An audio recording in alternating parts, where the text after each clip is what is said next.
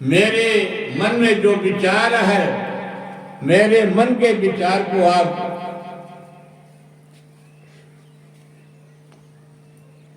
जब ब्राह्मण देव के मुक्त या पंडित जी संत भगवान सुनते गाते, पंडित जी ठीक है।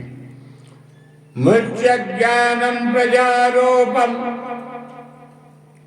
बलेकाम कर्मणाम गति विवेक तो तमाता तत्तंतार बातनम। यह संसार में सुखी कौन है बताइए पंडित जी। यह संसार आवागमन का दुनिया है, यह कोई सुखी नहीं। जिसको हम आप पुत्र मानते हैं, बहू मानते हैं, सारा परिवार मानते हैं, पर एक दिन ये कोई साथ में नहीं जाने वाले। ये सब आवागमन का दुनिया बताया जाता है। 2-4 वर्ष कोई पुत्र चला गया, रो लेंगे, फिर वही काम चलेगा। वह ब्राह्मण देव को समझाते हैं ये मन की पीड़ा है पंडित जी, पर सही पहुंचा जाए कि यह संसार खाली है। अनन्य ममता, वितनो ममता, प्रेम संगता,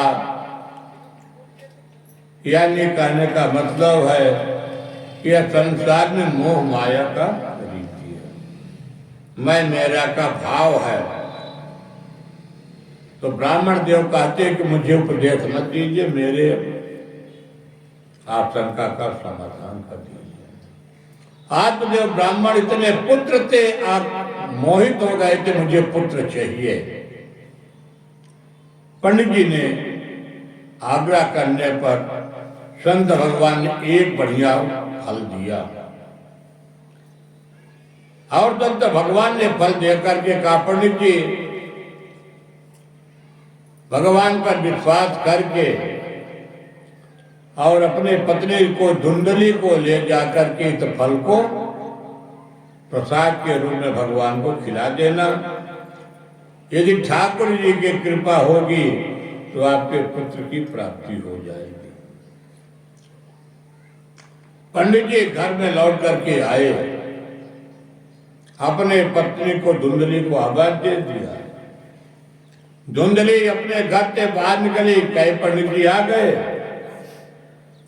पंडित जी पुत्र के लिए इतने आतुर थे कि वह फल लेकर के जो संत भगवान का दिया अपने पत्नी को दे देते हैं। कहते पंडित जी ये तो प्रसाद आप डेली लाते हो घर में। कहते प्रसाद में भी ये भगवान का दिया हुआ प्रसाद है, संत भगवान का दिया हुआ प्रसाद है। कहते कि महिमा क्या है? कहते हो सकता है कि प्रसाद प्रभु के आशीर्वाद से मेरे सुंदर घर में बालक की उत्पत्ति हो जाए। धुंधली ने फल को तो ले लिया पर फल को खाई नहीं।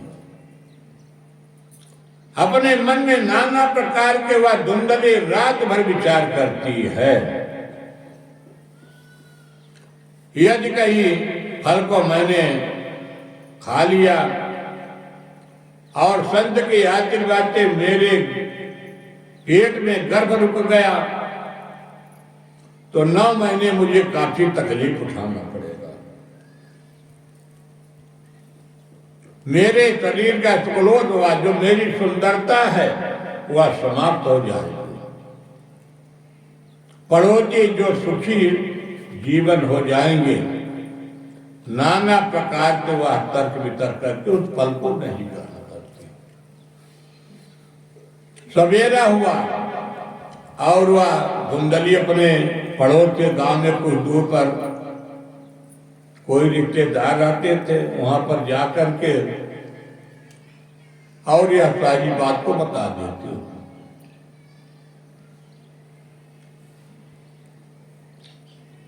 वहां पर जाकर के धुंधली के शंका का समाधान हुआ। धुंधली को कहा जाता बहन आप चिंता मत करो, मेरे कोख में पुत्र है और समय आने पर जैसे मर्म गर्भ होगा मैं ये पुत्र आपको दे दूंगा। धुंधली ने कहा बहुत बढ़िया। कहा ये बताओ ये फल की क्या गति होगी? तो कहते रे बहानी फल के चक्कर में पड़े हो, तुम जाकर के फल को गाय को खिला देना। धुंधली ने वैसा ही किया। जो संत भगवान का दिया हुआ आम का फल था गाय को खिला दिया जाता है, और जो बहन का लड़का था उसको प्राप्त कर लेती है।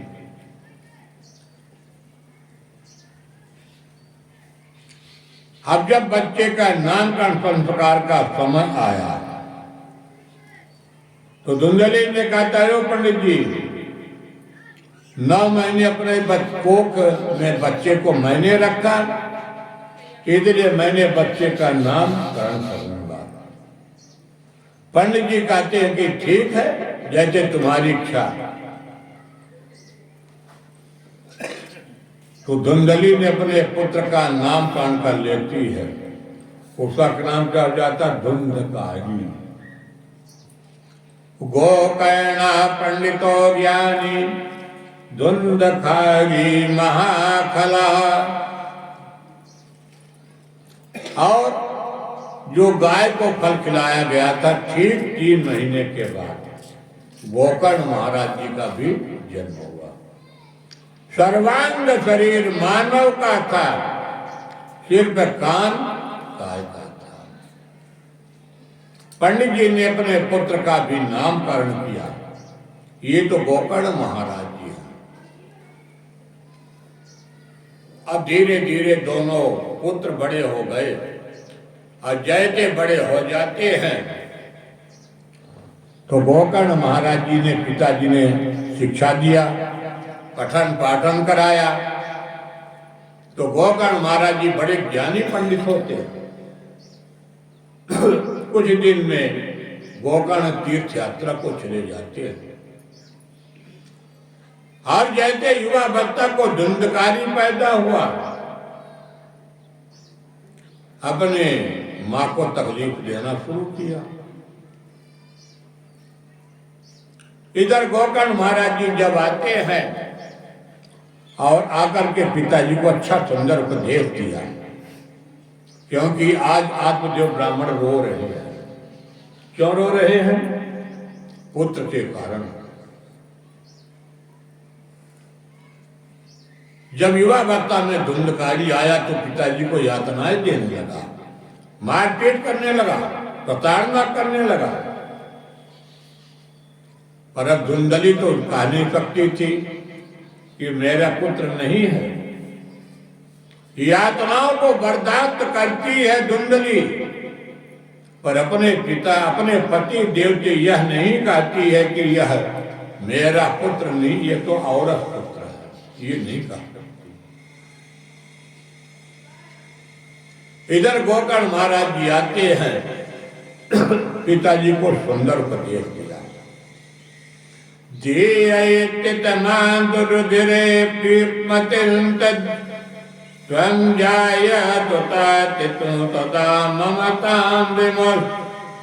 पिताजी संसार सार है, यह किसी का कुछ भी नहीं है।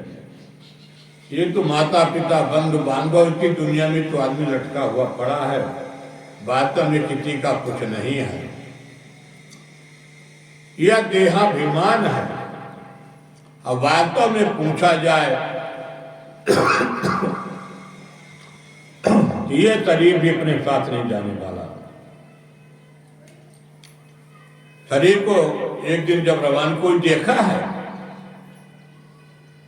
जाने के बाद ही शरीर को 4 लोग उठाए और जल्दी से ले जाकर के प्रधान भूमि को पहुंचा करके अग्निदेव में समर्पित कर दिया, चिता बना के समर्पित कर दिया। 4 दिन रो लिए, 5वें दिन संसार था। इस प्रकार के बड़ा ही सुंदर गोकर्ण ने उपदेश दिया। पश्यानितम जगदमेतम क्षणभंग निष्ठम वैराग्य राग्रतिक भव भक्त निष्ठा हे पिताजी, ये सब संसार को छोड़िए और चलिए सुंदर भगवत भजन करिए।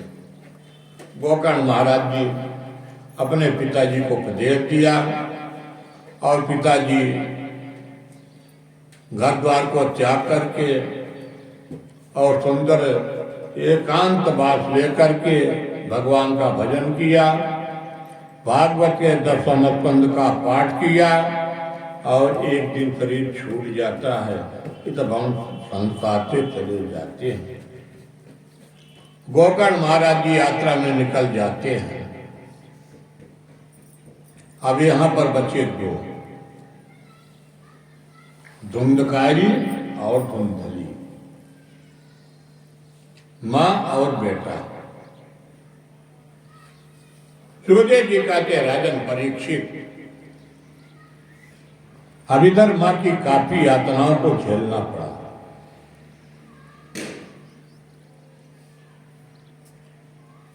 और को नाना प्रकार की यातनाओं से दुखी हो जाती है माँ। और एक दिन जाकर के अपने शरीर को भी आत्महत्या करके धुंधली ने समाप्त कर लिया। अब अकेला बचा धुंधकारी। धुंधकारी भी 5 बेटियाओं का संगत किया, उन बेटियाओं को लाकर अपने आंगन में रखा, सुदूर जाकर के चोरी करता है, डकैती डालता है। एक दिन वह स्त्रियों अपने मन में विचार किया कि यदि राजा के दूध पकड़ते तो मुझे भी आजन्म कारावास होगा, एक रात इसको रास्ते से हटा दिया जाए। उन 5 स्त्रियों ने मिलकर के आज धुंधकारी को भी आज नाना प्रकार की यातनाओं को दे करके और अपने रास्ते से हटा देती है। बड़े बड़े अंगारों मुख में डाल करके, रत्ती के फंदे बना करके और आज उसको रास्ते से हटा दिया। और वह जो कुंजली है, स्त्रियां हैं, वह जो भी बचा हुआ धन था और लेकर के धन निकल जाती, चली जाती। मरने के बाद वह धुंधकारी महान प्रेत होता है। और इतना बड़ा प्रेत हुआ कि उधर रास्ते से आना जाना बंद हो गया। एक दिन तीर्थों में जाकर के गोकर्ण महाराज जी ने अपने माता पिता के लिए, भाई के लिए जल तर्पण इत्यादि करते हैं। कुछ समय बीता और एक दिन खंडा रूपी रात्रि में गोकर्ण महाराज जी का आगमन हुआ। गोकर्ण महाराज जी जैसे अपने घर में निवास किए, वह धुंधकारी अपने नाना प्रकार के रूपों का अपने भाई का दर्शन दिया। उसके मुख से बड़े बड़े अंगारे गिर रहे हैं, भैंसा बन रहा है, वायु बन रहा है। गोकर्ण महाराज जी ने परिचय पूछा कि तुम कौन हो? संत भगवान ने अपने जल से कमंडल से निकाल करके मंत्र से अभिषेक करके और धुंधकारी को पर डाल दिए। धुंधकारी ने अपना परिचय दिया गोकर्ण महाराज जी को। हम भ्राता तुझे तुम धुंधकारी नामता, स्वकीय नैव दोषेण ब्रह्मत्वं नातितं मया। बड़ा ही सुंदर धुंधकारी ने बताया, भैया इसमें किसी का दोष नहीं है। एक माता पिता के 2 पुत्र होते हैं, कर्म फल की गति अपनी अपनी होती है। कहते आपने उत्तम गति किया, उत्तम रास्ता अपनाया, और मैंने अपने जीवन का अधम रास्ता अपनाया, नीच कर्म किया। और उस नीच कर्म से आज उन स्त्रियों के माध्यम से मुझे दंड दिया गया और मैं इस प्रेतत्व योनि में भुगत रहा हूं। भैया, यदि आप मेरा उद्धार नहीं करोगे तो मेरा भव सागर से मुक्ति नहीं मिलेगी। गोकर्ण महाराज जी कहते, गया जी में जाके पिंडदान किया, तीर्थों में जाकर के जल तर्पण किया। कहा, पिताजी जीवन का जब कुछ पुण्य भाग हो तो ये भी काम आता, सारे जीवन में पाप ही कर्म तो रह गया। गोकर्ण महाराज जी ने कहा कि अवश्य उद्धार करूंगा, जाओ तुम अपने एकांत स्थान में वास करो। सवेरा हुआ, गांव के लोग एकत्रित तो होते हैं। गोकर्ण महाराज ने अपना परिचय दिया कि मैं आत्मदेव का पुत्र हूं, मेरा नाम गोकर्ण जी है, और सारी रात की घटनाओं को ही बता दिया कि आज रात्रि में मेरे भाई की अधोगति मृत्यु में प्रेतत्व योनि में पड़ा है। गांव वाले कहते, रे भैया वो तो बड़े खतरे का प्रेत है, बगल में कोई निकल नहीं सकता। कहते, आपके प्रेत का भी उपाय तो होना चाहिए, मुक्ति के उपाय होना चाहिए।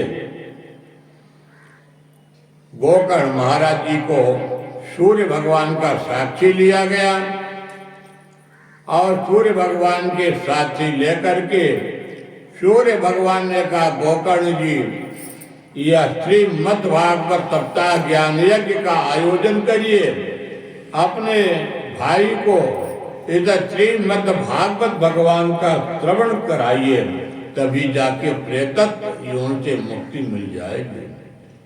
जय कृष्ण। श्रावण का महीना आया।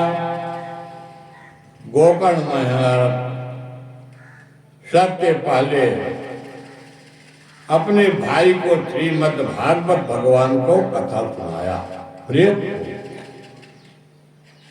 आप अपने मन में विचार करेंगे, प्रेत कैसे भागवत सुनेगा? यज्ञ मंडप का 7 गांठ था, जैसे प्रेत की ये गांठ स्वरूप है तो प्रेत मुक्ति हो गया और भागवत प्रारंभ हो जाती है। प्रेत ने सोचा कि मैं कहां बैठा, उस यज्ञ मंडप में एक बांध था 7 गांठ का, खोखला था। प्रेत जाकर के बैठ गया। जैसे शाम को भागवत भगवान की विश्राम होती है, एक गांठ चटक गया। 7 दिन में 7 गांठ फट गया। प्रेतत्व योनि से धुंधकारी मुक्त हो गया और सुंदर स्वरूप को प्राप्त कर लिया। अपने भाई गोकर्ण के प्रणाम किया और प्रणाम करने के बाद आज गोकर्ण महाराज जी अपने भाई को विदा कर दिया। आज जब भगवान यमराज के सुंदर पार्षद मुक्त कर देते हैं प्रेतत्व योनि से, और भगवान नारायण के पार्षद उसको लेके जा रहे हैं, रास्ते में याद आ जाती कि मेरी माँ के कित लोक में पड़ी होगी। उसी समय भगवान नारायण के पार्षदों ने मार्गदर्शन दिया कि आपकी माँ का विमान आपसे आगे आगे चल रहा है। इस भागवत भगवान के माध्यम से आज प्रेत योनि में गोकर्ण महाराज जी अपने भाई का भी उद्धार किया। बोले वृंदावन बिहारी लाल की जय। सभी के मन का शंका का समाधान गोकर्ण जी के भागवत में किया गया। सभी लोगों ने प्रश्न किया, प्रभु भागवत तो मैंने सुना, आपने उद्धार सिर्फ एक का किया। गोकर्ण महाराज जी सभी के शंका का समाधान कर देते हैं। अत्रैव बहवः तंत्र श्रोतारो मम निर्मला। भागवत को सब सुना। जैसे जो व्यक्ति मरीज होता है तो समय पर अपने दवाई को खाने के लिए समय पर ध्यान रखता है। ये मुझे डॉक्टर ने इतने बजे दवाई को बताया, उतने बजे मुझे दवाई को सेवन करना। आज जो व्यक्ति तकलीफ में नहीं है, हफ्ते में एक ही दिन खाना दवाई, तो हो सकता है कि एक आध हफ्ते से आगे बढ़ा देगा, तो कोई तकलीफ नहीं, आगे खा लेंगे, कोई दिक्कत नहीं। यह मन क्या चंचल वृत्ति, यह मन जब प्रभु के चरणों में नहीं जुड़ता है, अत्रयी बहवः तंत्र श्रोतारो मम निर्वाह, लाखों श्रोताओं में एक व्यक्ति भागवत की कथा सुनता है, राधे राधे बोल लेते, ताली पीट देते, जाने के बाद गृहस्थाश्रम में लग गए, भगवान का नाम भूल गए। और जब यह मन प्रभु के चरणों में कनेक्शन जुड़ जाता है, वह भव सागर से मुक्ति हो जाता है। गोकर्ण महाराज जी ने तभी का सुंदर तन का समाधान किया। फिर जब दूसरे वर्ष 1 साल के बाद पुनः श्रावण का महीना आया, तो गोकर्ण महाराज जी ने पुनः श्रीमद् भागवत कथा का आयोजन करके सभी गांव वालों को मुक्ति खिला देते हैं। ऐसे सुखदेव जी कहते, राजन परीक्षित, भागवत के बीच में सुंदर भगवान के भजन होना चाहिए। ऐसे सनत कुमार जी जहाँ पर सुंदर हुआ जो 3 आसन लगा था, 3 आसन में भक्ति देवी प्रकट हो गई, ज्ञान वैराग्य प्रकट हो जाते हैं, सभी के बुढ़ापा दूर हो जाता है, भक्ति देवी आ जाती है। और जब भक्ति देवी अपने हृदय में प्रकट हो जाती है, तो सुंदर कीर्तन की स्वर लहरी चलने लगती है। प्रहलाद धारे तरल वैतिकया चो जब कार्तिक धारे वीणा दारे तुरर तिर त्वरा कोदल तयारा करता अर्जुनो बोध इंद्रावादे मृदंग जय जय तो करा कार्तनेत्य कुमारा यत्याग्रे भाव भक्ता तरित नया व्याध पुत्रो बभूव। कहते प्रहलाद जी ने ताली बजाया, उद्धव जी ने कात की थाली बजाया, देवराज इंद्र ने मृदंग बजाया, सनत कुमार जी ने सुंदर ध्वनि किया, और ऐसे सुंदर ध्वनि के कीर्तन की लहरी चलती है कि सारा ब्रह्मांड गूंज जाता है। इस तरह से आज ज्ञान वैराग्य का बुढ़ापा मिट गया, भक्ति महारानी सबके हृदय में प्रकट हो जाती हैं। इस तरह से सूत महाराज जी सौनक इत्यादि ऋषियों को यह भागवत भगवान की कथाओं को संक्षिप्त में सुनाते हैं। बोलो वृंदावन बिहारी लाल की जय। यह हमारा भागवत भगवान अमृत है, जो इसका एक बार पान कर लेता है उसका जीवन धन्य धन्य हो जाता है। बोले जय कृष्ण। यहाँ से महात्मा का पाठ वो आपको संक्षिप्त बता दिया गया। हमारे भागवत भगवान में 12 स्कंध, 18,000 श्लोक, 335 अध्याय, ये भागवत में कुल ग्रंथ है। 6 अध्याय महात्मा। हम लोग प्रथम स्कंध में प्रवेश करते हैं।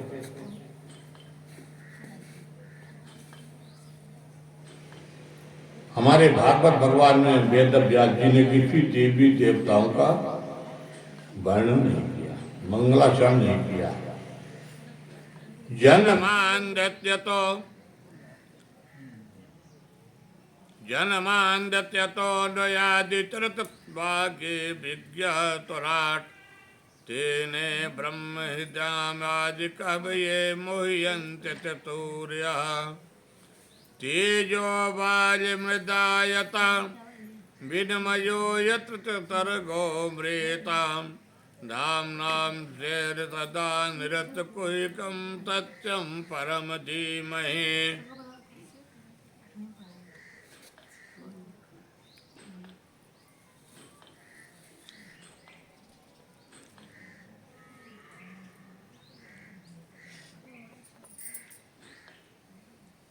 भागवत भगवान में वेद व्यास जी ने जिन इस संसार रूपी इच्छा से यह संसार चलता, जिनके हर इच्छा से एक पत्ते भी डोलते, जिनके हर की इच्छा से ऐसा संसार में कोई प्राणी जो कि न चलता, यानी अपने को स्वयं प्रकाश देने वाले, स्वयं प्रकाशित करने वाले ऐसे परम ब्रह्म परमात्मा के इस श्रीमद् भागवत में स्तुति की गई है। सुखदेव जी कहते हैं, राजन परीक्षित, धर्मन दोतर तत्व तमाना आगम निगम पुराण बखाना। तुलसीदास भी अपने रामायण में लिखा है, सत्य से बढ़कर के दूसरा कोई धर्म नहीं है। और इधर महर्षि वेद व्यास भी ने शास्त्रों में असत्याद परा धर्मो नहीं असत्य सत्य पातक पुंजा, यानी असत्य से बढ़कर के जीवन में कोई बहुत बड़ा पाप कर बताया गया। असत्य सम पातक पुंजा, यानी जो आज के समय में भाग दौड़ में लोग झूठ बोलने की आदी हो गए, वे सबसे बड़ा पाप कर्म बताया जाता है।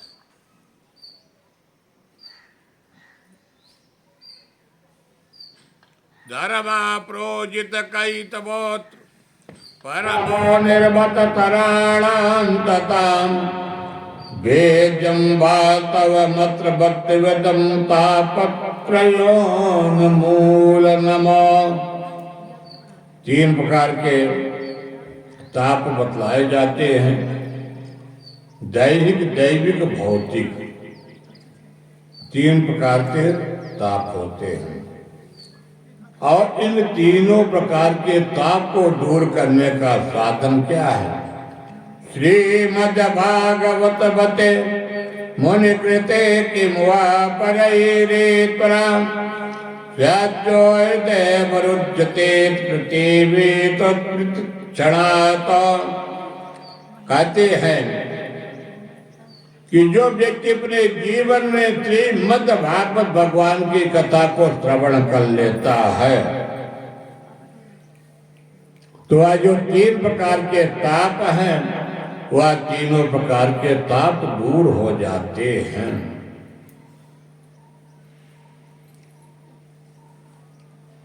निगम कल्पतरोर गलितम फलम शोकमुखाद वृत द्रवतयुतम पिबत भागवतम व्रतमालयम मूरहो रतिका भुवि भावुका।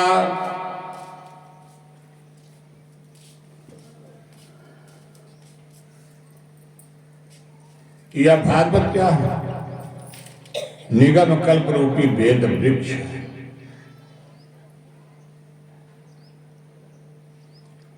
इसमें बहुत बड़ा वृक्ष है, शाखा प्रति शाखा, डालियां पर डालियां हैं।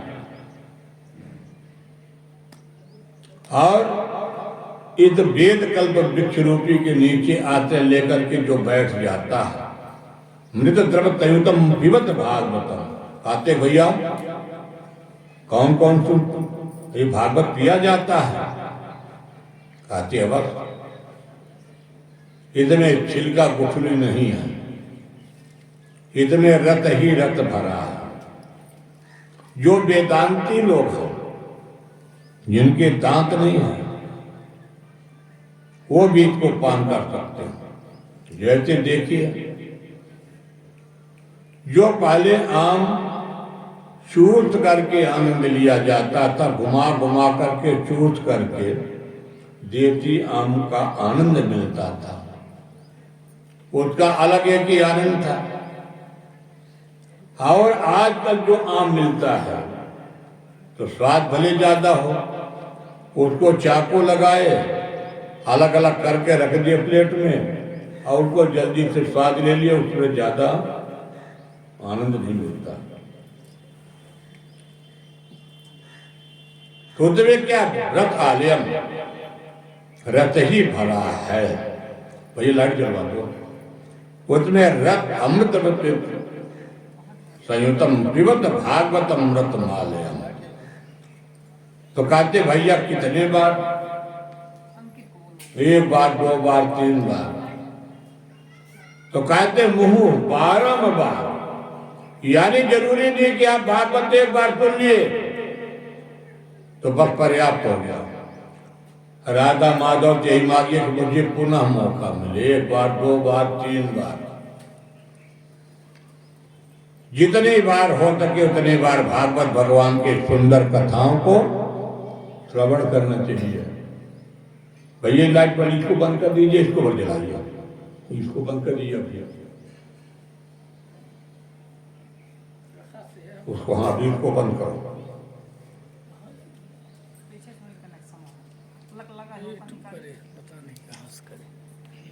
पहले ना हम बार ज्यादा ना लगावती लड़का उसे कांटेक्ट किए हैं क्या? राने राने अभी राने राने राने पीछे कहीं घुमा होगा पानी कहीं। हाँ हाँ उल्टा कहीं देते हैं कहीं है वो कहीं। हाँ ऐसा कहीं। हाँ हाँ घुमा। हाँ ठीक है बस।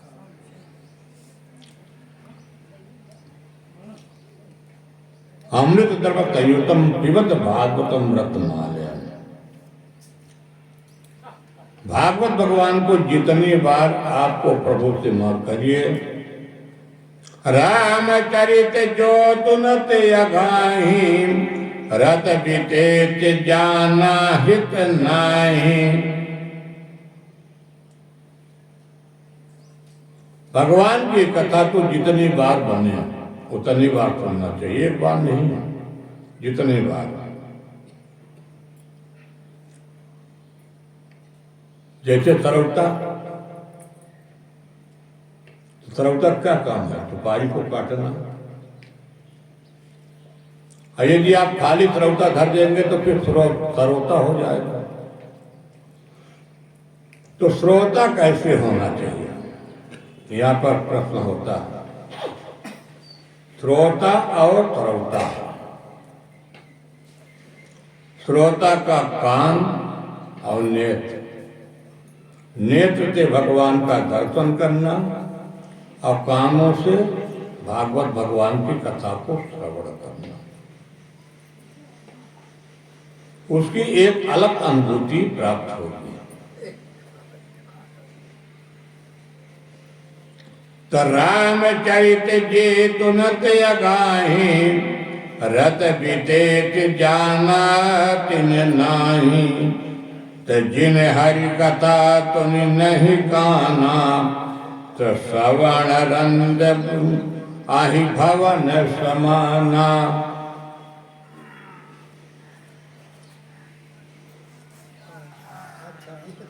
शरीर में जितने भी क्रियाएं हैं सभी का एक एक उपयोगिता है। भगवान ने कान किस लिए दिया? भगवान ने कान दिया है कथा श्रवण करने के लिए। भगवान ने नेत्र दिया है सुंदर भागवत भगवान का दर्शन करने के लिए, ठाकुर जी का दर्शन करने के लिए। भगवान ने हाथ दिया है पुष्पांजलि आरती करने के लिए। भगवान ने पांव दिया चलने के लिए। यहाँ पर शरीर में जितने भी चीजें हैं एक भी कहीं व्यर्थ नहीं है।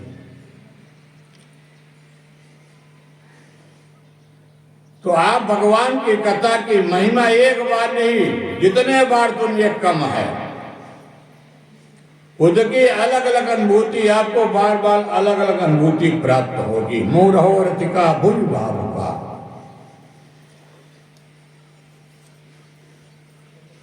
जितने विद्वानों के मुखारबिंद से भागवत भगवान की कथा सुनेंगे, उतने आपकी जिज्ञासा बढ़ती चली जाएगी, आपके आनंद की अनुभूति अलग होगी। बोले जय कृष्ण। सूत महाराज जी कथा को बढ़ाते हुए कहते हैं, त्वया कल पुराणान शेतिहातानि चानक आख्यात गीतान धर्मशास्त्राण्यतः। ऐसे तौलक इत्यादि के सूत महाराज जी अनेक प्रश्न करते हैं। पहला प्रश्न, यह मानव शरीर प्राप्त करके मानव शरीर का धर्म क्या है? शरीर तो भगवान ने दे दिया, पर शरीर प्राप्त करने की उपयोगिता थोड़ी पूर्ण होगी, इसका कर्तव्य भी क्या है? पहला प्रश्न।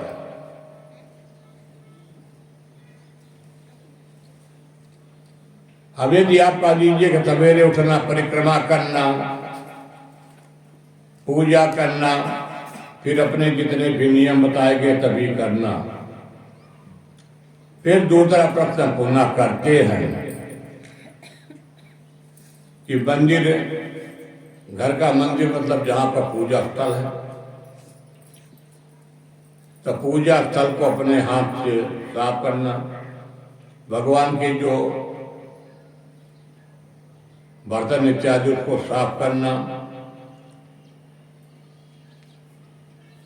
अब यहां पर तो पैदा ये होता है कि भारत भूमि में देवी देवता बहुत हैं। कोई कहा कि हम तो शालिग्राम की पूजा करते हैं, कोई कहा हम दुर्गा जी की पूजा करते हैं, कोई कहा कि हम राम जी की पूजा करते हैं, कोई किसी देवता की पूजा करते हैं, पर सभी देवी देवता एक है, कोई अलग नहीं है। ये सब भगवान एक ही कहलाते हैं। ये पता नहीं, सभी भगवान एक हैं। अपने मन में कभी मत रखिए कि दुर्गा जी अलग हैं, कि ठाकुर जी अलग हैं। घर में अधिकांश विवाद यही होता है कि हमारे भी भगवान का पूजा कर देना, तो कहते क्या अपने मम्मी अपने भगवान का पूजा करिए, हम अपने ठाकुर जी का पूजा करेंगे। भगवान सब एक है। तीसरा प्रश्न, वेद ही परमात्मा का नाम है। वेद ही परमात्मा का नाम है। भगवान अजन्मा है, नारायण का जन्म नहीं हुआ है, सभी का जन्म है। ब्रह्मा का भी भगवान के नाभि कमल से ही प्रकट हुआ, पर एक ऐसा वेदघर भगवान नारायण जिसको आप कहते हैं वो अजन्मा है, उनका कहीं से भी कोई जन्म नहीं हुआ, इसलिए उनको कहा जाता है वेद नारायण, जो अजन्मा। जैसे आप जानते हैं भगवान दो ही जन्म हुआ, 24 अवतारों में 2 जन्म सर्वश्रेष्ठ, राम और कृष्ण। रघुकुल में कौशल्या के गर्भ से भगवान थोड़ी आया, कौशल्या के गर्भ से भगवान आए नहीं है। भगवान अजन्मा है। भगवान का जन्म हुआ ही नहीं, भगवान प्रागट्य हुआ है, भगवान का जन्म हुआ ही नहीं। जैसे द्वापर में कृष्ण जी का, दीपी मैया के कारागृह में भगवान का जन्म थोड़ी हुआ, भगवान का प्रागट्य हुआ। सतंक चक्रम तगरीत कुंडलम तपीत वस्त्रम तर तीरुहे क्षणम सहार वक्षस्थल कौस्तुत्रे नमाम विष्णु चरिता चतुर्भुजम। भगवान शंख चक्र गदा पद्म लेकर के आए थे। रामावतार में भी आए थे और भगवान द्वापर में भी आए हैं। तो यह माता कौशल्या क्या कहती? माता अपन बोली तो मत डोली, तो जो ही हत्ता था की जय चित लीला प्रिय तिवला यह परम सूर्य बचन सुजाना रोदर ठाना हुई बालक यह चरित्र जो गावे हरिपद पावे ते परे में भव। यानी यह चरित्र कोई नहीं जान पाया। जब चरित्र कोई कौन जानता? माता कौशल्या भर जानती, भगवान नारायण जानते हैं। इसलिए भगवान क्या है? वेद गर्भ है, अजन्मा है। 24 अवतारों में भगवान का 2 अवतार सर्वश्रेष्ठ बताया गया है। अभी एक अवतार भगवान का कल्कि अवतार, 23 अवतार हुए हैं, पर 23 अवतार में 2 ही अवतार सर्वश्रेष्ठ मानव जीवन लेके भगवान ने अपनी लीलाओं को किया है। चौथा अवतार जिनको हम लोग अवतार कहते हैं, तो भगवान के 24 अवतार में राम और कृष्ण बलदाव 7 शास्त्र भी बहुत है। शिव पुराण की कथा आप सुनेंगे तो शिव महिमा के अलावा कुछ भी नहीं बताया गया है। देवी पुराण सुनेंगे तो देवी की महिमा के अलावा कोई बताया नहीं गया। ब्रह्म पुराण सुनेंगे, जितने भी पुराण सुनेंगे आप परेशान हो जाएंगे। पर एक ऐसा भागवत भगवान है कि समस्त वेदों का सारे है तो श्रीमद् भागवत भगवान तर्क रहित है, न देवताओं का विवाद है। ऐसा एक भागवत भगवान है। अतः साधो तारम प्रमुदित क्या मनीतया, सभी तारों का सार क्या है? यह भागवत भगवान है, तर्क रहित है।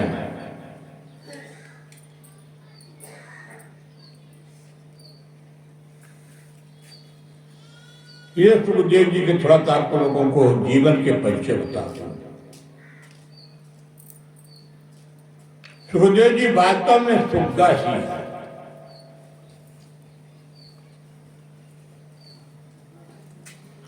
सुखदेव जी सुखदासी है। भागवत की जो अमर कथा होती है, भागवत की अमर कथा 10वें स्कंद भागवत की।